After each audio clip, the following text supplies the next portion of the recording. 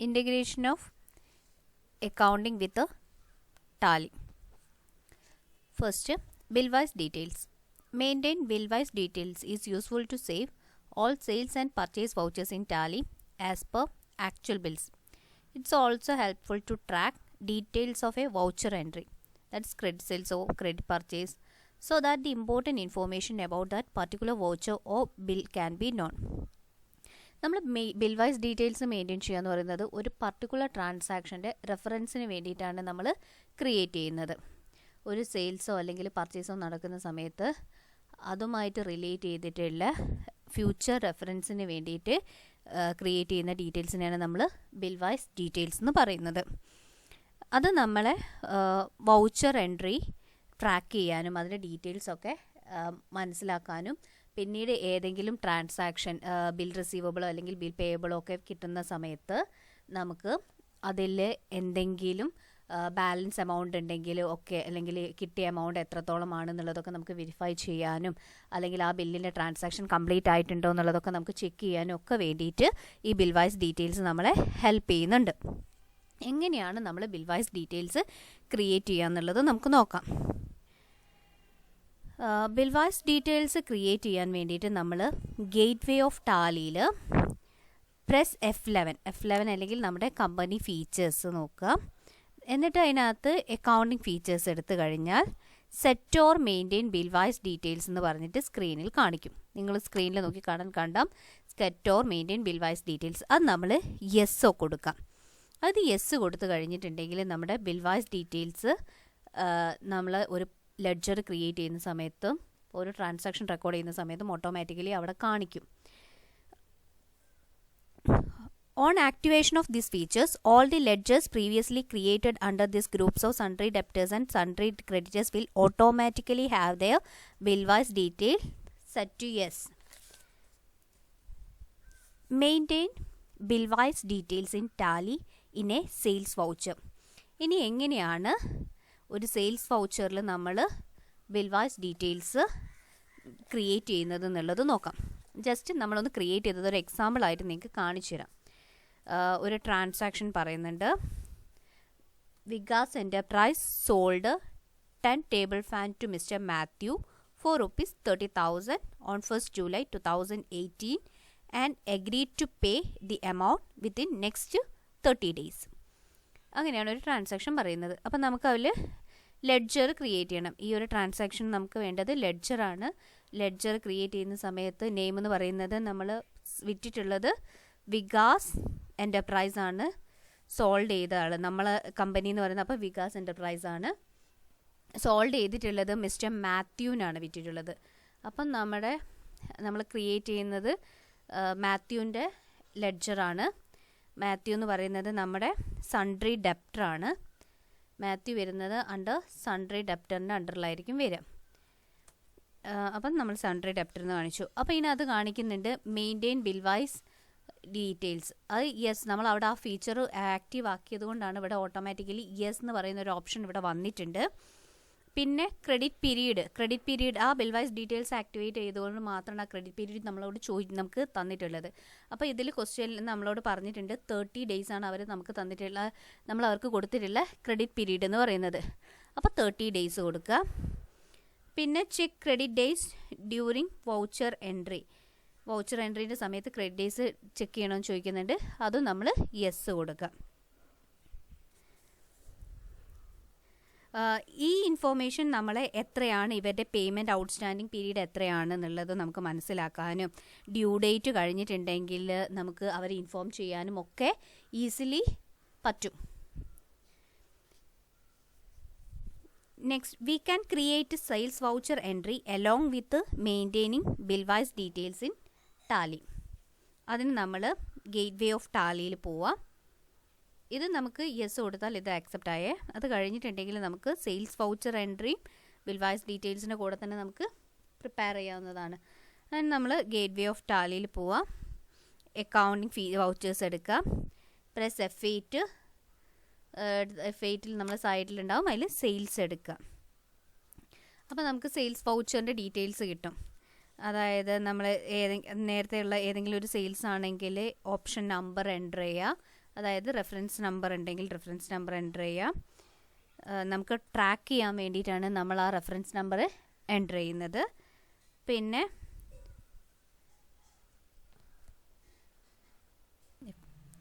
ഇനി നമുക്ക് നമ്പർ കൊടുക്കാം.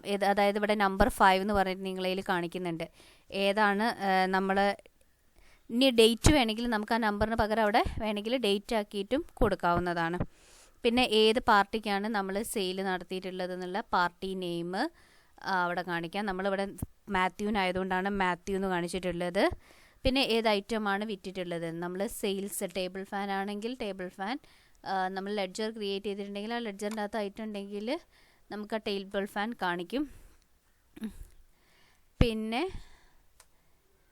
സെയിൽസിലാണ് വരുന്നത്. ഇവിടെ ഞാൻ ടേബിൾ ഫാനിൻ്റെ ലെഡ്ജർ ക്രിയേറ്റ് ചെയ്യാത്തത് കൊണ്ടാണ് അതിൽ കാണിക്കാത്തത്. നെക്സ്റ്റ് ക്വാണ്ടിറ്റി എത്രയാണെന്നുള്ളത്, എത്ര ക്വാണ്ടിറ്റിയാണ് നമ്മൾ വിറ്റിട്ടുള്ളത്, അതിൻ്റെ എമൗണ്ട് എത്രയാണ്, അങ്ങനെയൊക്കെ ഉള്ള ഡീറ്റെയിൽസ് നമുക്കതിൽ എൻ്റർ ചെയ്യാൻ പറ്റും. അപ്പോൾ നമ്മുടെ വോച്ചറിൽ മൊത്തത്തിൽ ഇങ്ങനെ കാണിക്കും. വോച്ചറിലാണ് നമ്മൾ എൻ്റർ ചെയ്യുന്നത് എങ്കിൽ ക്വാണ്ടിറ്റി ആക്സെപ്റ്റ് ചെയ്യുക, ദെൻ നമ്മൾ സേവ് ചെയ്ത് കൊടുത്താൽ മതി ഈ ഡീറ്റെയിൽസ്.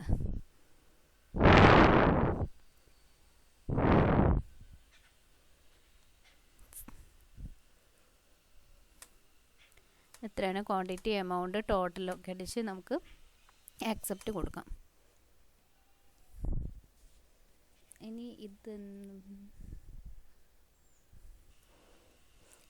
ഇനി നമുക്ക് ഇതേ ട്രാൻസാക്ഷൻ തന്നെ കണ്ടിന്യൂ ചെയ്യുകയാണെങ്കിൽ നമുക്ക് മാത്യുവിൻ്റെ അടുത്ത് നിന്ന് ഔട്ട്സ്റ്റാൻഡിങ് ബില്ലിൻ്റെ എമൗണ്ട് റിസീവ് ചെയ്തെന്ന് വിചാരിക്കും. സപ്പോസ് ഒരു 1000 രൂപ മാത്യുവിൻ്റെ അടുത്ത് നിന്ന് നമുക്ക് ഔട്ട്സ്റ്റാൻഡിങ് ആയതിനകത്തുനിന്ന് കിട്ടിയിട്ടുണ്ടെങ്കിൽ അതെങ്ങനെയാണ് നമ്മൾ റെക്കോർഡ് ചെയ്യാൻ നോക്കാം.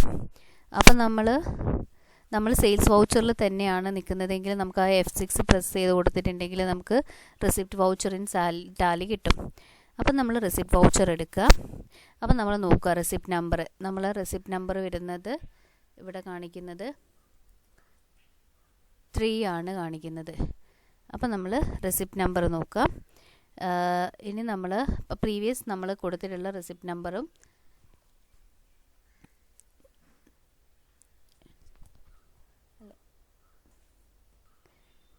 എത്രയാണെന്നുള്ള റെസിപ്റ്റ് നമ്പർ നോക്കാം.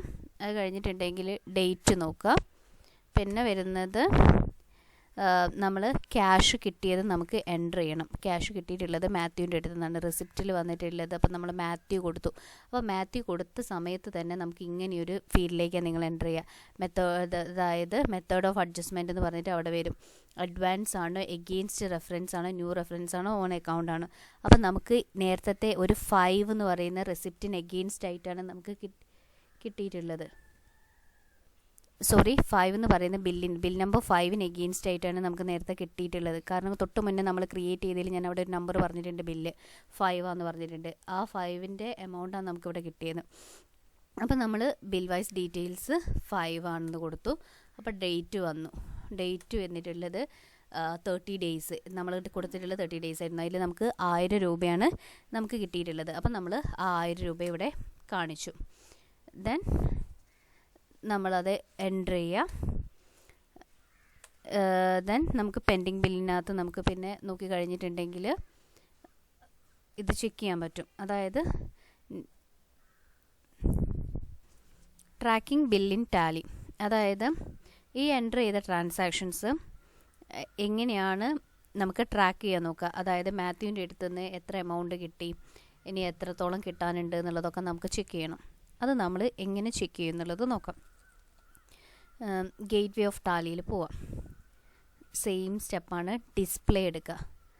ഗേറ്റ് വേ ഓഫ് ടാലിയിൽ ഡിസ്പ്ലേയിൽ പോയി കഴിഞ്ഞാൽ സ്റ്റേറ്റ്മെൻറ്റ് ഓഫ് അക്കൗണ്ട്സ് ഉണ്ട്. സ്റ്റേറ്റ്മെൻറ്റ് ഓഫ് അക്കൗണ്ട്സ് പോയാൽ ഔട്ട്സ്റ്റാൻഡിങ്സ് എന്ന് കാണിക്കും. ഔട്ട്സ്റ്റാൻഡിങ് എടുത്തു കഴിഞ്ഞാൽ റിസീവബിൾസ് എന്ന് കാണിക്കും. അപ്പോൾ റിസീവബിൾസ് പോയി കഴിഞ്ഞാൽ നമുക്കവിടെ മാത്യുവിനെ കാണിക്കും. ഓരോ ബിൽ റെഫറൻസ് ഉണ്ട് അവിടെ കണ്ടില്ലേ, ഡേറ്റ് കാണിച്ചു നിങ്ങൾക്ക്. റെഫറൻസ് നമ്പർ, നമ്മളെ റെഫറൻസ് നമ്പർ 5 ആയിരുന്നു ഉണ്ടായിരുന്നു, ബിൽ നമ്പർ 5 ആയിരുന്നു. പിന്നെ മാത്യുവിൻ്റെ അടുത്ത് നിന്ന് ട്രാൻസാക്ഷൻ 5000 രൂപയ്ക്ക് നമ്മൾ സെയിൽ നടത്തിയിട്ടുണ്ടെന്ന് കാണിച്ചു. അതിൽ 1000 രൂപയാണ് നമുക്ക് റിസീവ് ചെയ്തിട്ടുള്ളത് എന്നുള്ളത് ഇതിനകത്ത് കാണുന്നുണ്ട്. അതുപോലെ തന്നെ ഔട്ട്സ്റ്റാൻഡിങ് ഇനിയിപ്പോൾ എത്രയുണ്ട്, 4000 ആണെന്നുള്ളത്, പെൻഡിങ് എമൗണ്ട് ആണെന്നുള്ളതും ഇവിടെ നമുക്ക് കാണിക്കുന്നുണ്ട്. ഇങ്ങനെയാണ് നമ്മൾ ഒരു ബില്ല് ടാലിയിൽ ട്രാക്ക് ചെയ്യുന്നത്. ഈ ഓപ്ഷൻ നമ്മൾ എൻ്റർ ചെയ്ത് കഴിഞ്ഞിട്ടുണ്ടെങ്കിൽ നമുക്ക് ഇത്രയും ഡീറ്റെയിൽസ് എല്ലാം തന്നെ നമുക്ക് ടാലിയിൽ കാണിക്കും. Maintain bill wise details in Tally in purchase voucher. നമ്മളിതുവരെ സെയിൽസ് വൗച്ചറിൽ എങ്ങനെ കാണിക്കുന്നുള്ളതാണ് കാണിച്ചിട്ടുള്ളത്. ഇനി നമ്മൾ പർച്ചേസ് വൗച്ചറിൽ എങ്ങനെയാണ് ഈ ബിൽ വൈസ് ഡീറ്റെയിൽസ് കാണിക്കുക എന്നുള്ളതാണ് നോക്കുന്നത്. ഒരു ഡിഫറൻസ് മാത്രമേ ഉള്ളൂ. ഇത് സെയിൽസ് വൗച്ചറും പർച്ചേസ് വൗച്ചറും എക്സാക്ട് റെക്കോർഡിംഗ് ഒക്കെ സിമിലർ തന്നെയാണ്. ഒന്ന് സെയിൽസ് വൗച്ചറിലാണ് എൻട്രി നമ്മൾ പാസ് ചെയ്യുന്നത്, ഒന്ന് പർച്ചേസ് വൗച്ചറിലാണ് നമ്മൾ എൻട്രി പാസ് ചെയ്യുന്നത്, മാത്രമേ വ്യത്യാസമുള്ളൂ. നമ്മളിതുപോലെ തന്നെ ഒരു വികാസ് എൻ്റർപ്രൈസസ് ഒരു ഫാന് പർച്ചേസ് ചെയ്തതായിട്ട് കാണിക്കുകയാണ് ഡീലക്സ് അസോസിയേറ്റ്സിൻ്റെ അടുത്ത് നിന്ന്. അത് നമ്മൾ എങ്ങനെയാണ് പർച്ചേസ് വൗച്ചറിൽ റെക്കോർഡ് ചെയ്യാമെന്ന് നമുക്ക് നോക്കാം. അപ്പോൾ ഇവിടെ ഡീലക്സ് അസോസിയേറ്റ്സ് എന്ന് പറയുന്നത് നമ്മുടെ സൺട്രി ക്രെഡിറ്ററാണ് വരിക. നമുക്കങ്ങനെ ആദ്യം നമുക്കപ്പോൾ ഒരു പർച്ചേസ് വൗച്ചർ ക്രിയേറ്റ് ചെയ്യണം ബിൽ വൈസ് ഡീറ്റെയിൽസിൻ്റെ കൂടെ തന്നെ. അതിൻ്റെ കൂടെ ബിൽ വൈസ് ഡീറ്റെയിൽസും കൂടി ഉണ്ടാവണം പർച്ചേസ് വൗച്ചറിൻ്റെ അകത്ത്. അപ്പോൾ നമ്മൾ ഗേറ്റ് വേ ഓഫ് ടാലിയിൽ പോവാം. അക്കൗണ്ടിങ് വൗച്ചേഴ്സിൽ നമ്മൾ പർച്ചേസ് വൗച്ചർ എടുക്കുക. ലെഡ്ജർ എന്ന് പറയുന്നത് പർച്ചേസാണ്. അപ്പം നമ്മൾ ആദ്യം തന്നെ നെയിം വരുന്നത് നമ്മൾ പർച്ചേസ് ചെയ്ത് ഡീലക്സ് അസോസിയേറ്റ്സിനടുത്താണ് പർച്ചേസ് ചെയ്തിട്ടുള്ളത്. അപ്പം നമ്മുടെ പർച്ചേസ് ചെയ്ത ആളുടെ പേരെന്ന് പറയുന്നത് ഡീലക്സ് അസോസിയേറ്റ്സ് ആണ്. അതായത് നമ്മുടെ സൺട്രി ഡെപ്റ്റർ വരുന്നത് സൺട്രി ക്രെഡിറ്റർ വരുന്നത് ഡീലക്സ് അസോസിയേറ്റ്സ് ആണ്. ദെൻ നമ്മൾ ഇതിൽ കണ്ടോ മെയിൻറ്റെയിൻ ബിൽ വൈസ് ഡീറ്റെയിൽസ് നേരത്തെ അതേ സെയിം സ്റ്റെപ്പ് തന്നെയാണ് വരുന്നത്. നമ്മൾ അവിടെയൊക്കെ യെസ് കൊടുക്കുക. എത്ര പീരീഡാണ് ക്രെഡിറ്റ് പീരീഡ് എന്നുള്ളത് നോക്കുക. അവിടെ ക്രെഡിറ്റ് പീരീഡ് 25 days ആണ് പറഞ്ഞിട്ടുള്ളത്.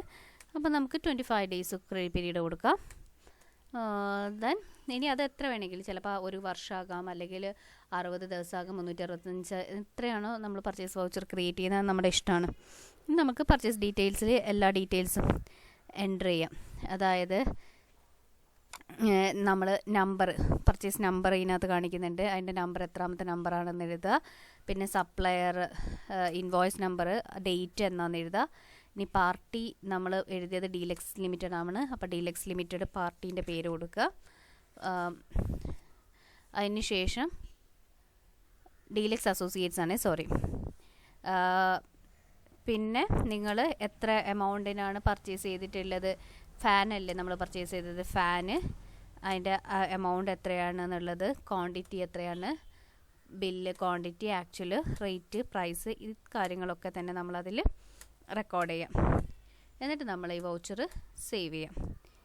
പിന്നെ നമ്മൾ ഇനി പേയ്മെൻറ്റ് ടു ക്രെഡിറ്റർ, നമ്മൾ ഈ ക്രെഡിറ്റർക്ക് ഈ വൗച്ചറിൻ്റെ ബേസിൽ പേയ്മെൻറ്റ് കൊടുക്കുകയാണെങ്കിൽ എങ്ങനെ വരും എന്നുള്ളതാണ് ഇനി നോക്കുന്നത്. അപ്പോൾ നമ്മൾ പേയ്മെൻറ്റ് എടുക്കുക. പേയ്മെൻറ്റ് എടുക്കുന്ന സമയത്ത് നമ്മൾ ക്യാഷ് പേയ്മെൻ്റ് ആണ്. നമുക്കൊരു പേയ്മെൻറ്റ് വൗച്ചർ ഉണ്ടാക്കണം. അപ്പം ക്യാഷ് എടുത്തു. പേയ്മെൻറ്റ് വൗച്ചറിൽ നമ്മൾ ക്യാഷ് എടുത്ത് കഴിഞ്ഞിട്ടുണ്ടെങ്കിൽ പേയ്മെൻറ്റ് വൗച്ചർ എടുക്കാൻ വേണ്ടിയിട്ട് F5 ആണ്. നിങ്ങളുടെ സൈഡിൽ തന്നെ ഉണ്ടാകും ആ ഓപ്ഷൻ. ദെൻ നമ്മൾ ദെൻ ഡേറ്റ് എന്നാണ് നമ്മൾ കൊടുത്തിട്ടുള്ള ഡേറ്റ് എന്താണെന്നുള്ളത് റെക്കോർഡ് ചെയ്യാം. പിന്നെ നമ്മൾ ക്യാഷ് ആണെന്നുള്ളത് ഇതിനകത്ത് കൊടുത്തിട്ടുണ്ട്. പിന്നെ ഡീലക്സ് അസോസിയേറ്റ്സിനാണ് നമ്മൾ പേയ്മെൻറ്റ് കൊടുത്തിട്ടുള്ളത് എടുക്കുക. എത്രയാണ്, നമ്മളൊരു 5000 രൂപയാണ് പേയ്മെൻറ്റ് കൊടുക്കുന്നത്, 50,000 രൂപയാണ് പേയ്മെൻറ്റ് കൊടുക്കുന്നതെങ്കിൽ ആ 50,000 രൂപ. അപ്പോൾ ഇവിടെ അങ്ങനെ കൊടുക്കുന്ന സമയത്ത് ഇവിടെ എഗെയിൻസ്റ്റ് റെഫറൻസ് ചോദിക്കും. അപ്പം നമ്മൾ ഡീലക്സ് ലിമിറ്റഡിൻ്റെ പെൻഡിങ് ബില്ലില്ലേ, അത് കാണിക്കും. ആ പെൻഡിങ് ബില്ല് കാണിക്കുന്ന സമയത്ത് നമ്മളത് ക്ലിക്ക് ചെയ്ത് കൊടുക്കുക. അതിന് എഗെയിൻസ്റ്റ് ആയിട്ടാണ് നമ്മൾ കൊടുത്തിട്ടുള്ളത്. ഇവിടെ നമ്മൾ full amount pending bill 50,000 rupees തന്നെ നമ്മൾ പേ ചെയ്തു. ദെൻ നമ്മൾ ആ എമൗണ്ട് റിസീവ് ചെയ്യുക, മീൻസ് അത് അക്സെപ്റ്റ് ചെയ്യാം. എന്നിട്ട് ഇത് സേവ് ചെയ്യാം. നിങ്ങൾ ആ ട്രാൻസാക്ഷൻ ഒന്നുകൂടി ഒന്ന് വെരിഫൈ ചെയ്ത് നോക്കുക. അത് പർച്ചേസ് പോലെ തന്നെ സിമിലർ തന്നെയാണ് സെയിൽസിനും വരിക. ഇനി നമ്മൾ ഇതെങ്ങനെ ചെക്ക് ചെയ്യും, ട്രാക്ക് ചെയ്യും എന്നുള്ളത് നോക്കാം. ഗേറ്റ് വേ ഓഫ് ടാലിയിൽ പോവാം. ഡിസ്പ്ലേയിൽ പോയി കഴിഞ്ഞിട്ടുണ്ടെങ്കിൽ സ്റ്റേറ്റ്മെൻറ്റ് ഓഫ് അക്കൗണ്ട്സ് പോവാം. Outstanding, payables. നേരത്തെ റിസീവബിൾസ് ആയിരുന്നു, ഇവിടെ പേബിൾസ് ആണ്, അതേ വ്യത്യാസമുള്ളൂ. നിങ്ങൾക്ക് പാർട്ടി നെയിം ചോദിക്കും. അപ്പോൾ നമ്മൾ ഡീലക്സ് അസോസിയേറ്റ്സിന് അടുത്തുനിന്ന് 75,000 റുപ്പീസായിരുന്നു ഉണ്ടായിരുന്നത് നമ്മൾ വാങ്ങിച്ചത്. പക്ഷെ നമ്മളതിൽ 50,000 കൊടുത്തു. ഇനി പെൻഡിങ് എമൗണ്ട് നമുക്ക് 25,000 വരുന്നുണ്ട് എന്നുള്ളത് ഇതിനകത്ത് ട്രാക്ക് ചെയ്യാൻ നമുക്ക് പറ്റും. ഇങ്ങനെയാണ് നമ്മൾ ബിൽ വൈസ് ഡീറ്റെയിൽസ് വെച്ചിട്ട് നമ്മൾ ഒരു പർട്ടിക്കുലർ ട്രാൻസാക്ഷൻസ് റെഫർ ചെയ്യുന്നത്. അപ്പോൾ ബിൽ വൈസ് ഡീറ്റെയിൽസ് നമ്മൾ റെഫറൻസിന് വേണ്ടി യൂസ് ചെയ്യുന്ന ഡീറ്റെയിൽസ് ആണ്. Types of bill reference. While entering a transaction, users can specify reference number with the due date for the amount or break it up by giving multiple reference number. നമ്മൾ ഒരു transaction enter ചെയ്യുന്ന സമയത്ത് നമ്മൾ അതിൻ്റെ reference നമ്പറൊക്കെ due ഡേറ്റും ഒക്കെ കൊടുത്ത് ചെയ്യുന്ന സമയത്ത്, അതായത് ലെഡ്ജറിൽ റെക്കോർഡ് ചെയ്യുന്ന സമയത്ത് നമുക്ക് 4 ടൈപ്പ് ഓഫ് റെഫറൻസ് ഓപ്ഷൻസ് വരുന്നുണ്ട്. എഗെയിൻസ്റ്റ് അഡ്വാൻസ് ആണോ, മെത്തേഡ് ഓഫ് അഡ്ജസ്റ്റ്മെൻറ്റ് ചോദിച്ചിട്ട് കണ്ടില്ല. Advance, against reference, new reference, on account. ഇതുവരെ നമ്മൾ ചെയ്തതൊക്കെ എഗെയിൻസ്റ്റ് റെഫറൻസ് ആയിരുന്നു. ട്രാൻസാക്ഷൻ റെഫറൻസ് നമ്പർ നമ്മൾ കൊടുത്തിട്ട് അതിന് എഗെയിൻസ്റ്റാണ് ചെയ്തിട്ടുള്ളത്. അത് കൂടാതെ തന്നെ advance, new reference, on account എന്ന് പറഞ്ഞിട്ട് 4 മെത്തേഡിൽ നമുക്ക് ബിൽ റെഫറൻസ് ചെയ്യാവുന്നതാണ്.